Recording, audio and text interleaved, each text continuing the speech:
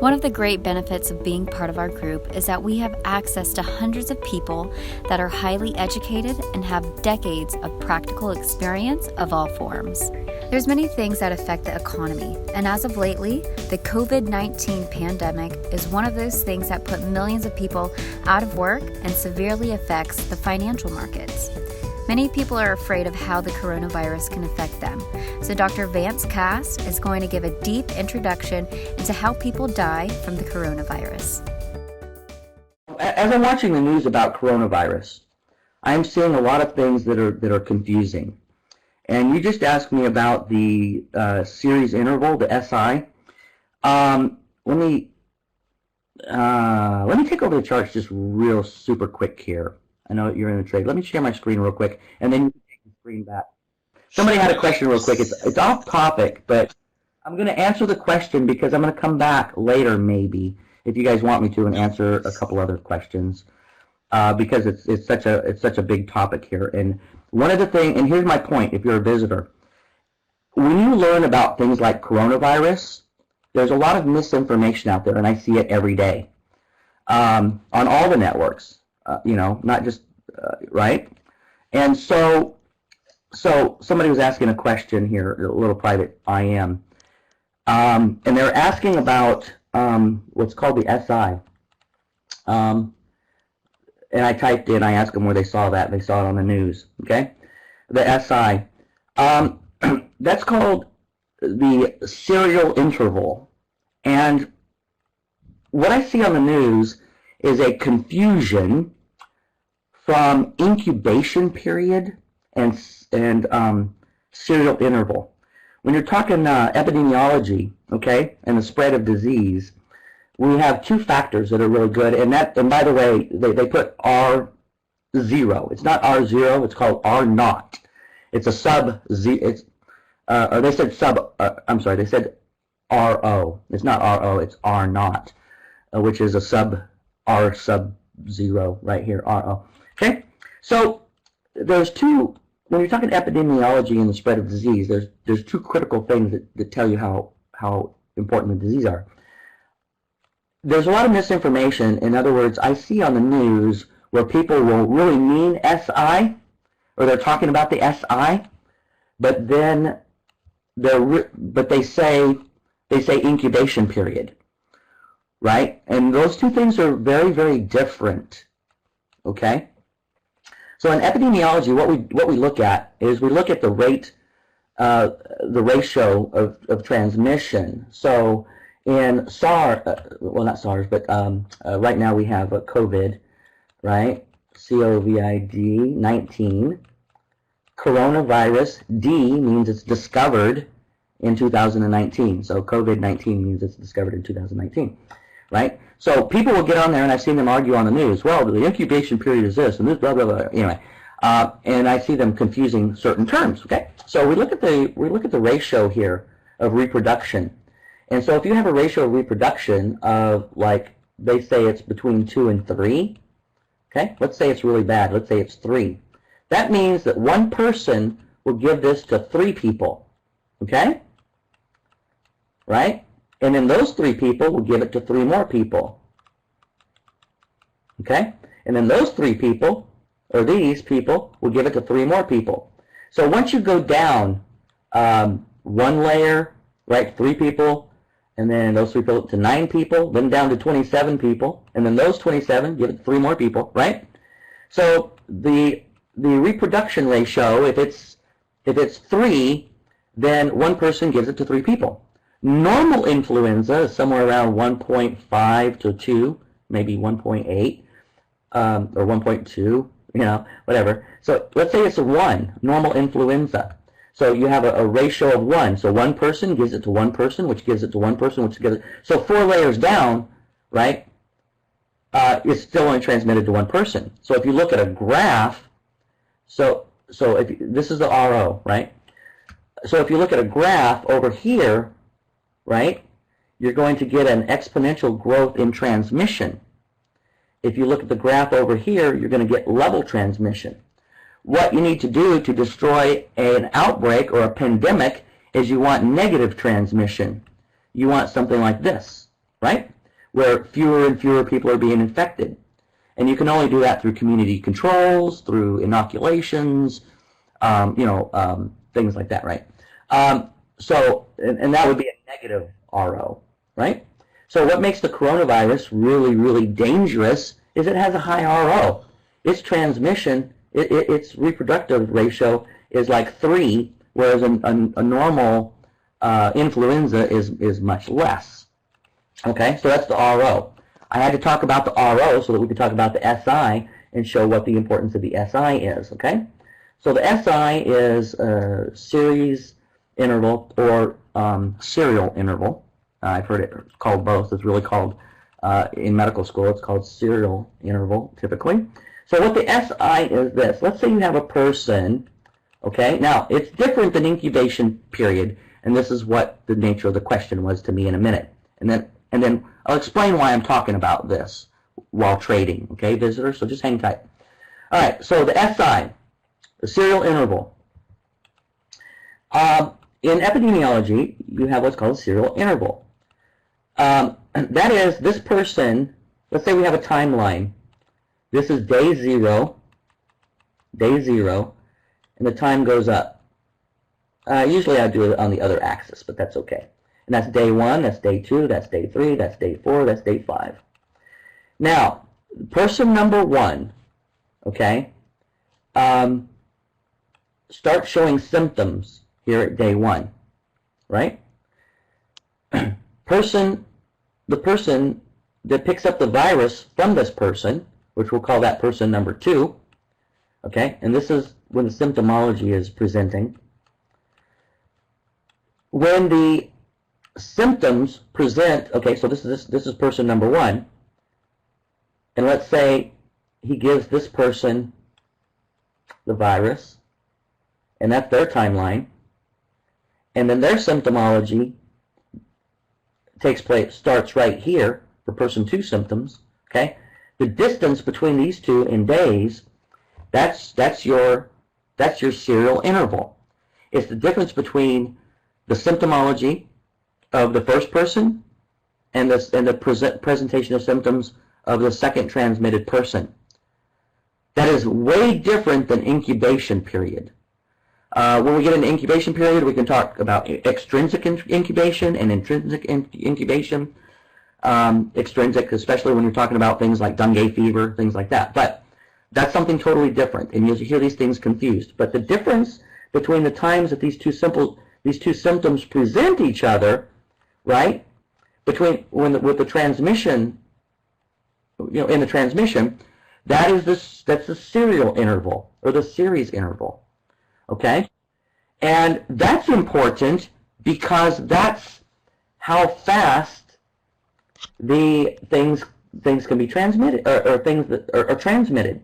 So one of them is how much is being transmitted, So in this case, let's take 3 for our current virus, and maybe 1.2 for the influenza.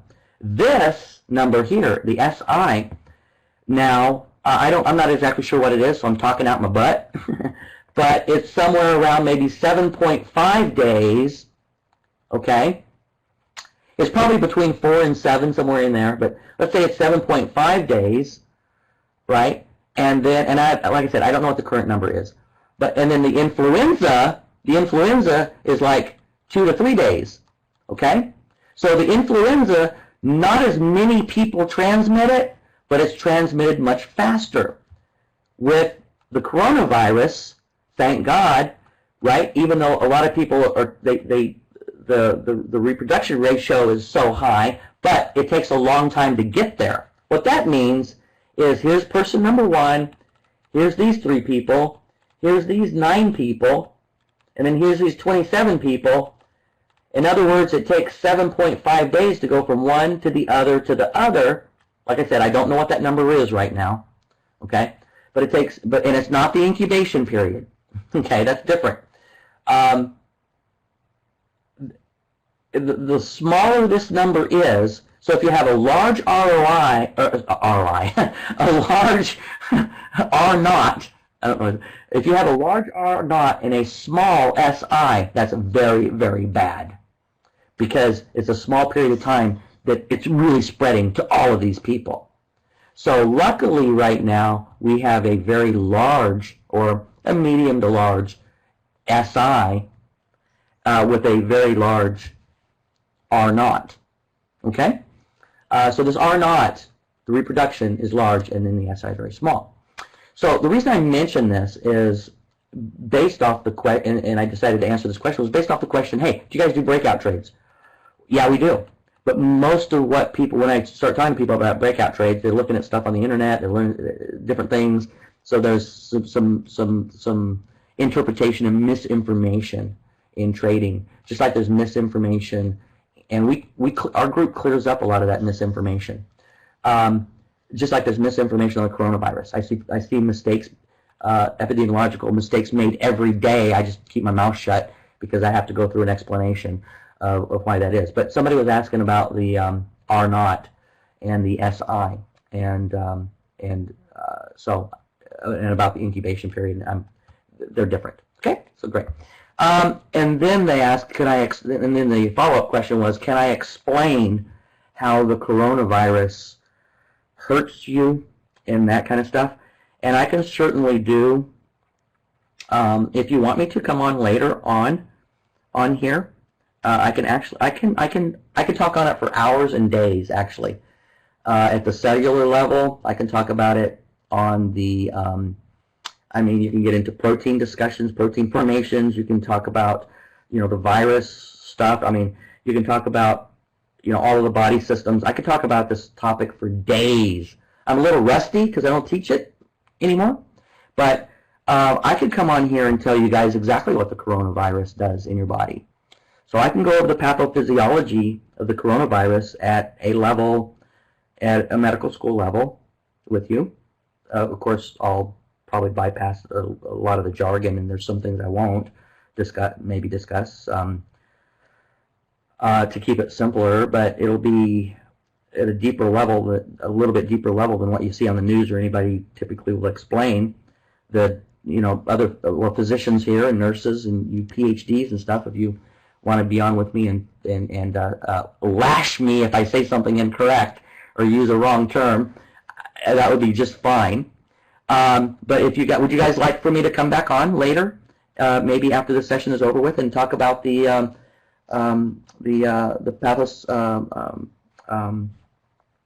physiology of the coronavirus and what it really does? Why do you get pneumonia with the coronavirus?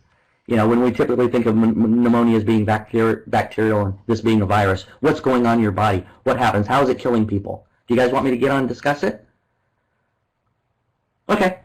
I don't know how long it'll take. I'll try to. There's a lot of things that I can teach, just like this right here. There's a lot of things I can talk about. Like I said, I can talk for days on it, but I'll come on and talk about the pathophysiology of these of the coronaviruses. I think a lot of you probably have a basic understanding of how they got started and what they are and where they came from. But I can talk about the pathophysiology and tell you what happens in your lungs and why it's such an acute respiratory disease, or acute ARD, acute respiratory distress classification of disease. But I can come on and talk to you about that kind of stuff. So sorry.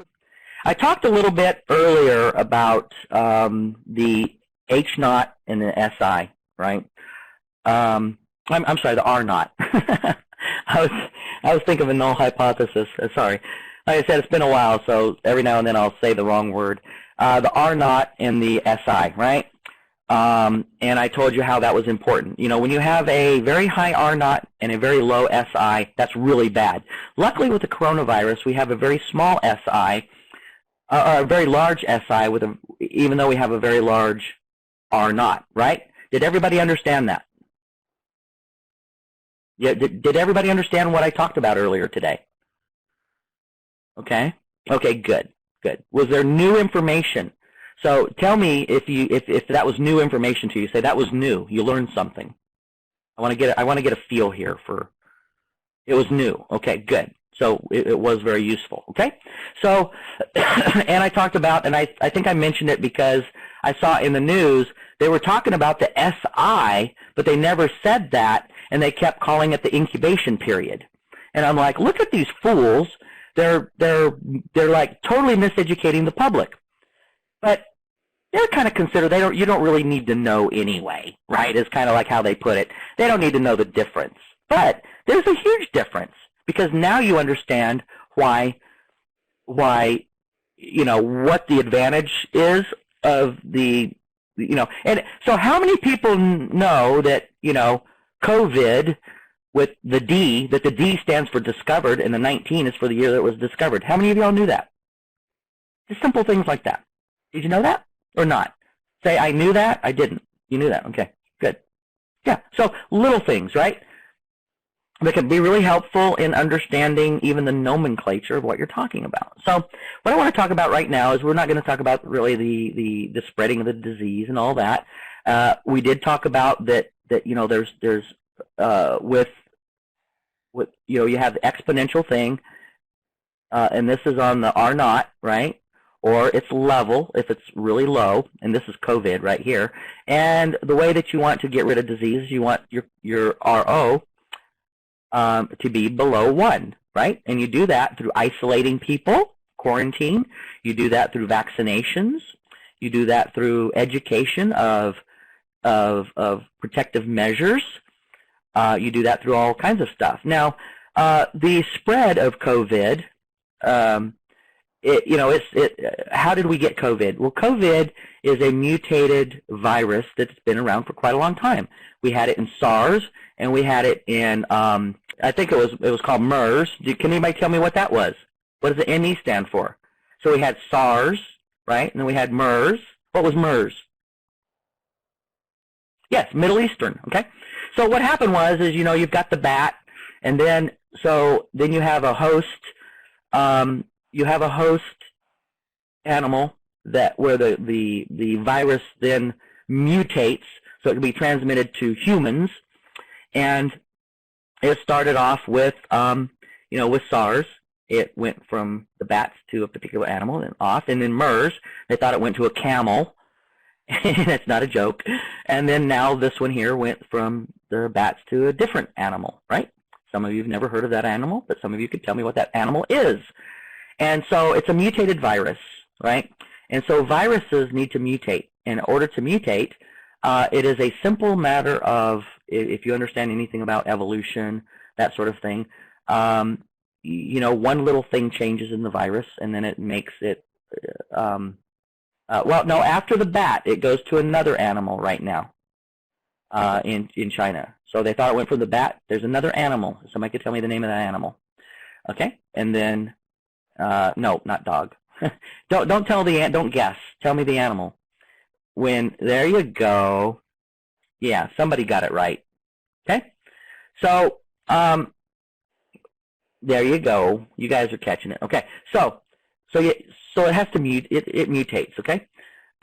What that tells us is that viruses, they enter the body and then they replicate themselves, basically, okay? So let's take a look at what happens with this virus and what some of the pathophysiology is. And I'm going to be using some terms maybe that you've never heard of before. It's okay. It's not, the term's not important. Just understand the meaning of what I'm getting across, okay? So here are the lungs, okay? The mechanical mechanism of the lung, you have a lot of interstitial space here, right? So you have all this space in between. You know, you get your bronchial tubes come in, they branch out, all that kind of stuff. And at the end of all these little branches are these alveoli, right? And so that's kind of like the working mechanism of your lung. This is where you take in oxygen, and then that gas exchange happens with your bloodstream, okay? And so these alveoli, if you look over here at the gas exchange, and this is a common typical diagram that you'll see in medical school, stuff like that, where you have the alveoli, and then you have your blood vessels, your bloodstream, okay? And gas is exchanged between your bloodstream, right? So the gas goes, you know, oxygen comes in on your inhale. The oxygen is then absorbed into your bloodstream. There's a lot of mechanisms, and we're going to talk about these mechanisms. And then carbon dioxide is exhaled, okay? And then trees grow. And a lot of people, when you don't like somebody, you say, well, that person needs to carry a plant with them to compensate for the oxygen that they're consuming because they're stupid. Right? Okay, so let's take a look at this. So we're not going to worry about the lung right now, but just remember that we have this space in between everything going, this interstitial space that we might talk about here later, okay? So we got the lung, and then, of course, the air comes in, the air goes out, okay? What we're going to concentrate on is the alveoli, because this is a mechanism where everything takes place, okay? And this alveoli has an alveoli wall, and anything that has a wall has pressure on the inside that's being exerted, and has pressure from the outside that's being exerted. And there's a symbiotic balance, or this homeostatic balance that takes place in the pressures inside and outside these cellular walls that we're going to be talking about a little bit more. So keep that in mind. So there's a cellular wall. The gas is exchanged from the alveoli into the bloodstream. We're going to be talking about that. Okay. Now, inside your alveoli, and I'm not going to type all this out. Just listen to the meaning. You have type 1, okay, Type, type 1, what we call pneumocytes, okay, inside the walls of your alveoli. So you have a couple different types of pneumocytes, okay? Pneumo just means air, and cytes means cell, right? So you've got what's called a type 1 pneumocyte. And I'm just going to indicate this by #1. The type 1 pneumocytes are to promote gas exchange. And that gas exchange is let's think of it as the oxygen to and then back through the carbon dioxide. So type 1 pneumocytes promote gas exchange. Type 2 pneumocytes, okay, produce or coordinate what's called surfactant, okay? And what surfactant does, okay, so these here produce surfactant, okay? And what surfactant does, I'm going to get rid of that word because it's really not important that you remember the word. Let me get rid of it. But it is important that you remember what surfactant does. And surfactant regulates the surface tension, okay, of the alveoli. So remember I said surface tension, right? What is surface tension? Surface tension is a tension on the surface of this wall where the inside pressure and the outside pressure is equalized, or not necessarily, I shouldn't say equalized, but I should probably use the word regulated, where the surface tension is regulated. Yeah, like water between two pieces of glass. Or if you look at a bubble, you know, like kids play with bubbles, okay? The reason that bubble is there is because the surface tension is just exactly perfect. When that surface tension is broken, what happens to the bubble? It bursts, okay? So you think of your alveoli as a big bubble that does all kinds of things. So you have type 1 pneumocytes that are for gas exchange, and you have type 2 pneumocytes that produce surfactant, and they regulate the surface tension of the alveoli. In fact, the surfactant reduces, okay, so you either look at things as in a positive light or a negative light. So the surfactant reduces surface tension. So if you want to raise surface tension, you just have less surfactant. If you want to reduce surface tension, you have more surfactant. So it kind of operates in a negative light, right, in terms of the correlation between surface tension and surfactant. So the less surfactant, the higher the surface tension. The more surfactant, the less the surface tension. Now let me think a little bit to think if I said that right. Any medical experts here want to correct me?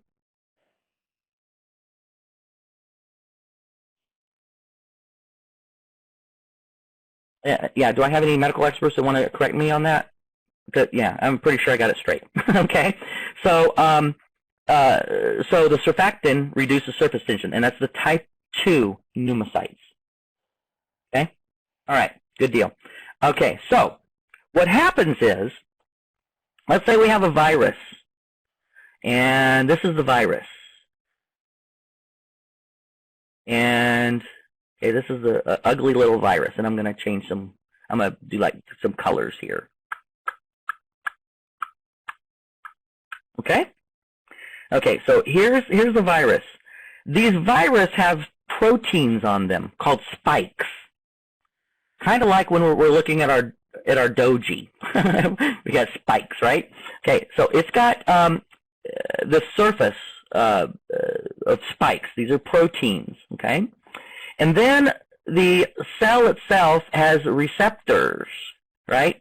And these proteins, these spikes, and there's a particular spike, and I colored them in blue here, or whatever color this is, the particular spikes, okay? These are called S spikes. Not S for spike, it just so happens that spike and the S spike, they start with the same letter, okay? Whatever. So these come down and they plug in to the receptors, these S spikes do, okay? Now, this is called spike binding, and they bind on a receptor. And they bind on the receptor of the type 2 pneumocytes.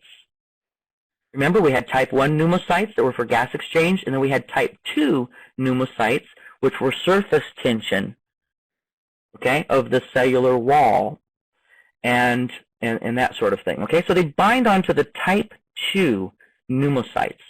So what are they attacking, or what are they using? They're using the type 2 pneumocytes, right, which is reducing pneumocytic function, okay? But let's not get to that right now. So they bind and they come in, okay? So once the virus binds, okay, it's allowed to enter the cell. It enters into the cell, okay? And when it gets into the cell, it releases its RNA, okay? Now, the RNA, you know, our DNA is a double-stranded helix structure. The RNA, sometimes we call it, in this case, we call it ssRNA. It's a single-strand RNA, okay? And it releases this into the cytoplasm, okay? Let me see. Yeah, into the cytoplasm, okay? So it releases the RNA inside the cell. And the RNA, just like DNA, is the blueprint of the molecule that defines that type of life, right? Okay? And so what happens, there's two things that happen when that RNA is released inside that cell. Okay? There's two things that happen when that RNA, number one, they take over the ribosomes of the cell. And when it takes over the ribosomes, it can convert the single-stranded RNA to proteins. Okay? So what happens is, it comes in here, and then it produces all these proteins. Different kinds of proteins, many different kinds of proteins. And this is a typical medical school block of instruction, by the way, if you just got in. Okay, that you'll see these same diagrams all the time. So it releases all these proteins. It's a whole cocktail of proteins. And it's allowed to do that when the RNA, the single-stranded RNA, is converted to the proteins. So it's breaking down, basically, this RNA. And this is what we call translation. And translation is very important because it's translating the single-strand RNA up to all these proteins. The proteins are building blocks that are to be used here in a minute. And I'll talk about this. So first thing that happens is RNA is translated to proteins. A whole cocktail of them. All kinds of proteins. Okay? Now, yeah, so it's just a whole cocktail, okay? So,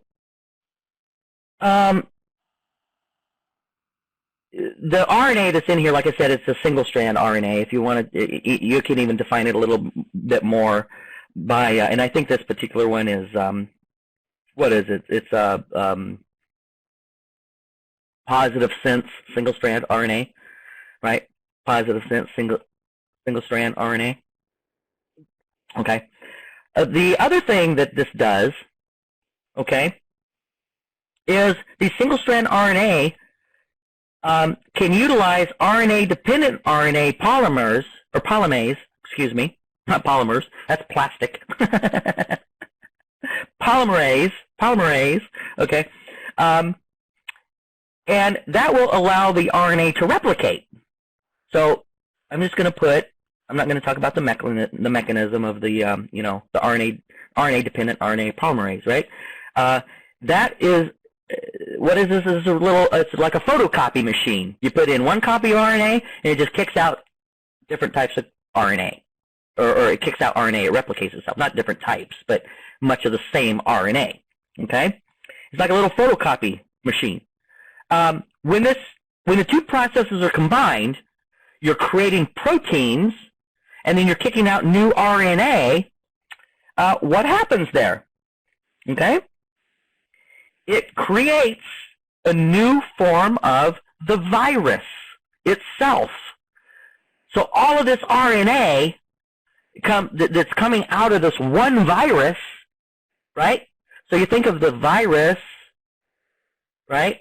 And I'll put little dots in here. All of this is RNA, okay?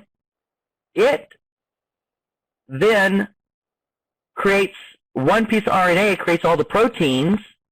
Another piece of RNA creates replicates itself. These combine, and what do you get? You get a new virus. The virus has replicated itself. Okay? And one virus, because it has so much RNA in it, can replicate itself thousands of times over. Right? So this is what's happening. This is what's happening, okay? Inside that cell. Right? But you have to have a sacrificial lamb for that to happen. What's the sacrificial lamb in this case? Well, it's going to be that type 2 pneumocyte. So this is all happening, and it starts killing off these type 2 pneumocytes because it's attaching to them and using itself as a replication host. I use that term loosely. Don't smack me down. Okay? So if you're doctors, don't smack me down there. So it's using that type 2 pneumocyte as a replication host, so to speak, and so that the virus can replicate itself. But what's happening is it's killing off the type 2 pneumocyte. Now, let's recall what the type 2 pneumocyte does. It regulates the surface tension of the cellular wall. Okay? Okay, so now there's a bunch of things happening here at one time, and I don't know which one to even talk about first. Let's talk about this. If that type 2 pneumocyte is killed off and sacrificed, now it is a piece of junk sitting inside your alveoli. And it's killing off a bunch of type 2 pneumocytes, so you got a bunch of junk sitting in your alveoli. When these type 2 pneumocytes are killed off, they create an inflammatory response. Okay? And they release what's called inflammatory mediators. And, you know, there's all kinds of inflammatory mediators, okay? And they stimulate the macrophage, right, with white blood cells, basically. And they receive a lot of cytokines, right, that cause all kinds of problems. And the cytokines like interleukin-1 and interleukin-6 and clotting factor alpha, I think. Anyway, just a whole cocktail of cytokines that's being released as an inflammatory response. And these components affect the cells of this blood vessel right here. Okay, so you get an inflammatory response. So now the walls here, we haven't even got to the wall yet. You got junk building up in here from dead type 2 pneumocytes. At the same time, you have an inflammatory response that's releasing these chemicals in your body, or these components in your body, that's saying, hey, this stuff needs to be fixed, right? So what happens here is this inflammatory response affects the endothelial cells of the blood vessel. So these endothelial cells of the blood vessel, okay, are going to be compromised. How are they going to be compromised? Well, number one, you're going to increase capillary permeability. What does that mean? Well, that means that water, we'll just say water, okay, in this case, can permeate the capillaries, okay? And if they're permeating capillaries, where's that water and crap going to go? It's going to go inside the cell, okay? The other thing that the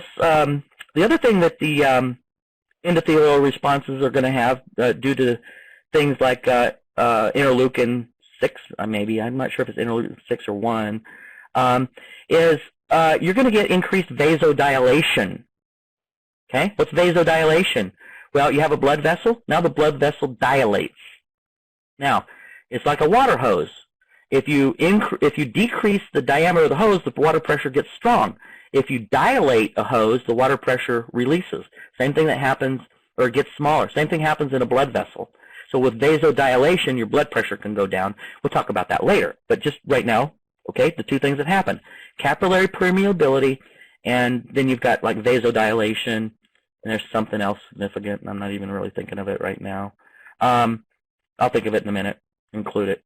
Okay, so what basically is going to happen is that fluid is going to leak. Fluid is going to leak. It's going to leak. Remember I said there's a bunch of spaces, interstitial spaces in your lungs and in your alveoli and all this kind of stuff. Now you're going to have fluid that's leaking. You're leaking. You don't want to be leaking. So you have fluid that's leaking because the permeability of this has gone up as an inflammatory response from all of these leukocytes being killed in this cell. Okay? So junk's building up in the cell. It's creating inflammatory response, which is affecting your, and then so you're having this endothelial responses, and that's going on right there. You've got increased capillary permeability, which allows more crap to get into the alveoli, into the cells. All right, and it's reduced, you're getting some vasodilative responses as well. Okay, so the fluid intake of this alveoli is being compromised here. So then that's what you call edema, right? Edema. So you have this alveolar edema that's taking place, and it's a swelling of the cell, all of that kind of stuff. Now, what happens when you have edema of this cell? Remember I talked about a homeostatic balance? Well, the mass of this cell and the mass of the components of the cell and the stuff, let's say, in the cell, compared to the ratio of the type 2 pneumocytes is going to be depleted. So the mass of the cell and the amount of liquid and junk and stuff that's building up compared to this type 2, and remember what type 2 does? It regulates the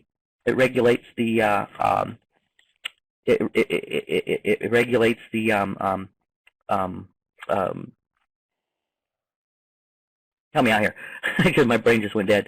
Type 2 pneumocytes here, they're regulating the surface tension, right? Okay, so what's happened is not necessarily the amount, but the concentration, right? The concentration, it's not the amount of type 2 pneumocytes here, it's the concentration ratio, or the concentration is a ratio. So as you're building up fluid, that ratio is going down. As that ratio is going down of type 2, what's happening to the surface tension? The surface tension is increasing, okay, which is going to cause even more problems. Okay, so let me compose myself here. So that's kind of what's going on. Okay, so we remember that the surfactant level is being decreased because the type 2 it creates surfactant, right? So that concentration is being decreased. Okay, so now the pressure inside this wall. Okay, so remember the surface tension. So the surfactant level is going down, or I should say this properly, the surfactant concentration is going down, which means there's a lot of, that means the outside pressure is going up. What happens if the outside pressure is going up to the point where the inside pressure can't keep that wall out there? What happens? What's going to happen? It's going to collapse. Exactly. So the walls now collapse. Okay? So it's very important to maintain the proper amount of surface tension. But if the surface tension is rising because you don't have the surfactant to keep that surface tension under control, and the inside pressure is going down because it just has regulatory junk in there, and fluid and edema and all this kind of stuff, then the outside pressure is going to collapse. When that collapse happens, what happens is you have no more gas exchange. You can't exchange gases between the two, and you're suffocating. Okay, and you're then that's hypoxemia, right? You become hypoxic, right? So now there's other things that happen. So that's how that wall collapses. So I just told you how it collapses. Okay, so while that's happening, now you can't breathe well. So your breathing becomes labored. Okay? At the same time, you've got another inflammatory response, right, that attracts other stuff. I don't know, I can't remember all the names of them, but they're what we call neutrophils. They're called neutrophils. And those flood the alveoli to try to destroy the virus. So then you have all these neutrophil components coming in here, flooding the alveoli to destroy the virus. But what happens when those things come in? Well, it not only destroys the virus, it also destroys your type 1 and your type 2 cellular components. Okay? Now, the type 1 regulates gas exchange, and if you destroy them, you further destroy gas exchange. Okay? So what else happens here? You get decomposition, and a collection of all of this fluid and proteins and debris inside your cellular wall, including macrophages, macrophagi, or what do you want to call them? I'm just teasing. And the type 1 and type 2, I might call this like a alveoli junk. It's like space junk in your alveoli, okay? That condition of all this junk accumulating, there's a word for it. I can't remember what it is, condensation or condensation, one of the two, something like that. I can't remember. It's kind of at a loss here for words. But anyway, and that's going to further alter the gas exchange. Okay, so you have all of this stuff going on. In the meantime, you have like interleukin 1 and 6 as inflammatory responses. It can go systemic and affect the hypothalamus. And when the hypothalamus, right, is affected, now your temperature, what happens is your prostaglandins go up, and then your temperature rises, and you get a fever. So then you get a fever, right? So you have all these specific mechanisms that make your nervous system work, and when this stuff starts going systemic, and all these inflammatory responses go out there, then you start doing things like, increased heart rate. Again, you have vasodilation, so increased heart rate, lower blood pressure, which is going to increase the heart rate more because it's going to try to compensate for it. So that's a hypovolemic type response, right? And you get hypotension. And once you have hypotension, right, other things happen. So if you have hypotension, because this goes out, the inflammatory response goes up, then you have hypotension. What happens with the hypotension? Your other organs cannot get... can you guys hear me okay? Is everything okay? Here on this, I was getting a call here. I want to make sure that everything was okay. You guys can hear me. Okay, great. Okay, good. So what happens when you get hypotension to this type of a degree is you start getting systemic organ failure. Your kidneys, your liver, your heart, your brain, all of these organs are not getting enough oxygen due to many different things going on at one time. Number one, you're not getting gas exchange in your alveoli because you have collapsed alveoli. So number one, you're not getting gas exchange. This is going all to hell in a handbasket, right? Then the inflammation response has gone systemic. Because it's gone systemic, you get things like hypovolemia, where now not only do you have less oxygen in your blood, the blood's not getting there where it should be in the concentrations that it's going to be getting there. Then you can have an MI, myocardial infarction. That's a non-blockage type of a response. Eventually, you can have kidney failure. Typically, one organ shuts down, they all start shutting down. And your lungs are very important. And so this is how you get a multi-system organ failure, right? You also get pneumonia, things like that. Why? There you go. You get a pneumonia that's a non-bacterial pneumonia. So one of the things that you can check for is, there's a lot of different tests. There's a lot of different tests that, a lot of different lab panels that you can run that can indicate certain things. So one of the ways that you can find out what kind of disease you have is to rule out all the other diseases, right? So if you have pneumonia, and then you do you check you check to see if you have a bacterial infection, and there are different tests that you can do, and different levels of different things in your blood. And you don't have a bacterial infection, then you know that something else is causing it, right? It's not bacteria. Well, we just explained what was going on. So you can start ruling out, certain things. So early onset of this stuff, you look at what's going on in your kidneys, you look at what's going on in all these things. You kind of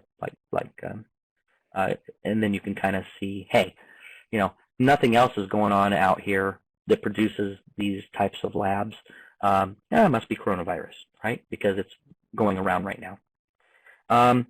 So anyway, I think I covered the basics of what goes on in your alveoli and what's going on in the cells. And you can clearly see that, there's two major things that's happening in that cell. Number one, the type 1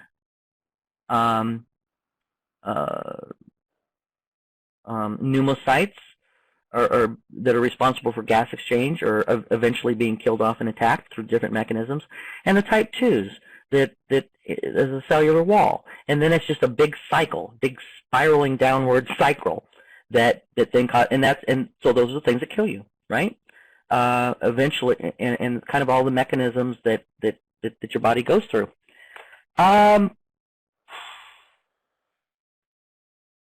Would it help to get a pneumonia shot?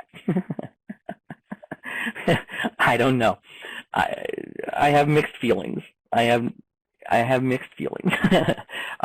When you're talking about this kind of a viral effect right here, there's so many other things that's going on that's killing you, and it all comes, down to your alveoli. The pneumonia shot probably not going to help you a whole lot. So I don't know. I'd have to think about that a little bit further. I've never taken a pneumonia shot myself. Some people, it's not that I have anything totally against them necessarily right now that I would say. That's just kind of my opinion. But If you'd like to sit in behind the scenes with the trading group, call 888-646-8787 or go to SP500trader.com.